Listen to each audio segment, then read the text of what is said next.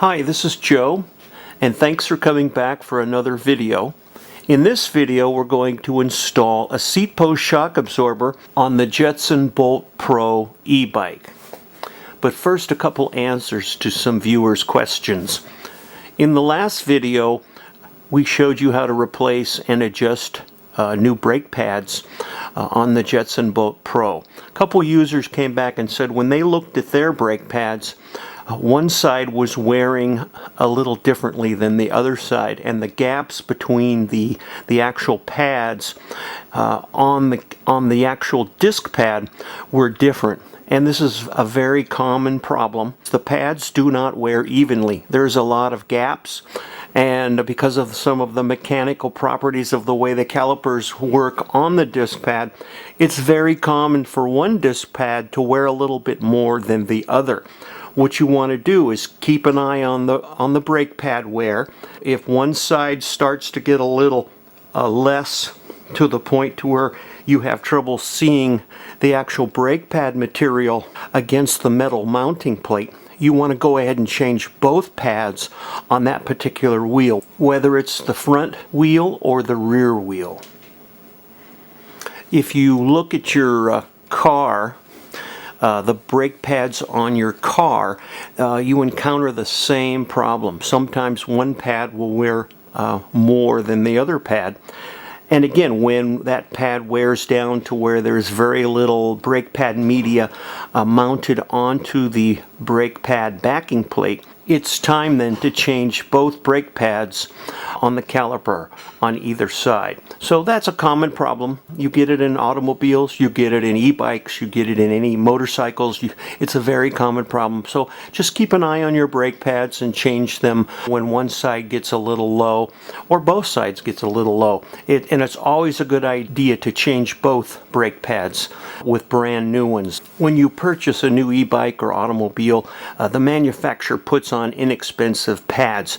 So when you go to change the brake pads, it's always a good idea to change both sides with the newer pads. Usually they are much higher quality than the ones that the manufacturer puts on. Let's go ahead and get started installing the seat post shock absorber on the e-bike. Here's the tools that you're going to need. You're going to need a 13mm socket, a ratchet to fit the 13mm socket. You're going to need a 6mm Allen head wrench, and of course you're going to need the seat post shock absorber. I purchased this one from Amazon. The most important thing you want to remember is the diameter of the post is 28.6 millimeters. The overall length is 350 millimeters, and that's just over 12 inches. Let's go ahead and pull the seat post. The first thing we want to do is loosen the quick disconnect on the seat post and remove the seat and seat post.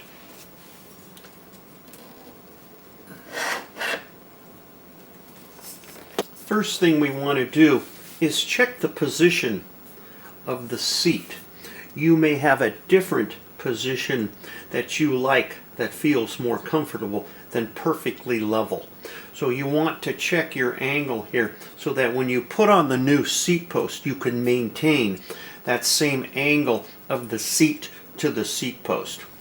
What we're going to do now is we're going to get the 13mm socket and ratchet, and we're going to loosen the nut on one side.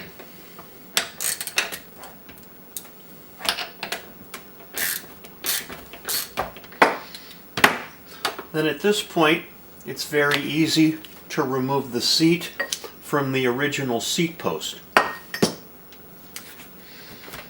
Let's talk a little bit about the shock absorber seat post. There is a nut here that tightens down onto the seat post. There's a dust cover over the shock portion of the seat post. And then of course here's your mounting lug for the seat. Now on the very bottom is where your 6mm hex wrench goes, and what this does is this adjusts the preload of the shock. Now what is preload? Well, everybody weighs a different amount. You have light people, you have people that weigh a little bit more. And when the shock moves up and down, you can tighten or loosen the amount of spring tension that is on this shock. And the reason you want to do that is there's 11 turns. This hex head nut in this shock absorber is under spring tension. There's 11 turns to tighten it in, which makes the spring stiffer, and then you 11 turns back out to where this nut is somewhat flush with the end of the seat post. So let's say you're fairly light. You'd want to loosen that shock up so that when you sit on the seat and you go over bumps, you want this shock absorber to be light enough to absorb the impact of the bumps on the shock. If you're heavier and you leave it at a lighter setting, what's going to happen is when you go over a bump, the shock could have a tendency to bottom out. And then what you're doing is you're hitting the bottom side of this seat post, and you're not getting the full benefit of the shock absorbing capability of the shock. So what you want to do then is you want to tighten the Allen head screw inward. And again, you have 11 turns of full range in and out. So the heavier you are, you want to run that screw inward toward the shock. That will tighten up the spring tension so that if you're a bit heavier, then you're not going to bottom the shock out, but the shock is going to work properly and it's going to absorb the impact on your behind of you going over the bump. So this is going to take some trial and error on your part. The thing to do is to start out, if it's all the way backed out, back it all the way out, and then start running it in several turns at a time. Then mount the seat to the seat post. Again, put it back in the original position that favors your riding style, and then put the shock back in the shock mount on the bike. Tighten up your quick release, sit on the seat and bounce up and down, and you can tell whether or not you're going to bottom out. So then you can pull the seat post out again, make minor adjustments, either in for more tension, out for less tension on the shock, and by doing that a number of times you can get pretty close to the adjustment that you want. Then what you do is, when you get a good idea of the final adjustment on your preload, put the seat post back in, mount it, tighten your quick release, put your Allen wrench in your pocket, and go out and do some test riding. And at that point, go over some bumps, go up and down off the curb, and you'll get a good idea at that point of if you have your preload set properly for your weight. And then you may have to take the seat post out again, do a couple minor adjustments, and then put it back in and do some more test riding. But after a few times, you'll be able to dial in that preload on that shock to match your weight. And you'll want to remember how many turns from flush you go in, because if someone else in your family wants to ride the bike, they may adjust it for their weight. So you want to make sure then that when you get back on the bike, you can adjust it for your ideal spring preload. So let's go ahead. I have it set fairly light. I know how many turns I need, but my wife rides this e-bike more than I do, so I'm going to back off the preload. What we're going to do at this point is let's tighten the seat on. And again, make sure the seat is in the position for your favored riding style. Again, some people may have the nose of the seat down, some people may have it a little bit more up.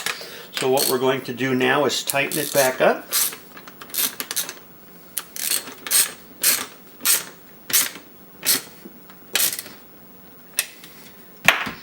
And then at this point, we make sure this cap is tight.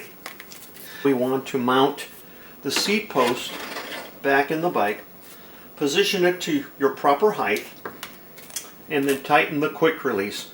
Now you're ready to go out and do some test riding. Again, make sure you take your Allen wrench with you.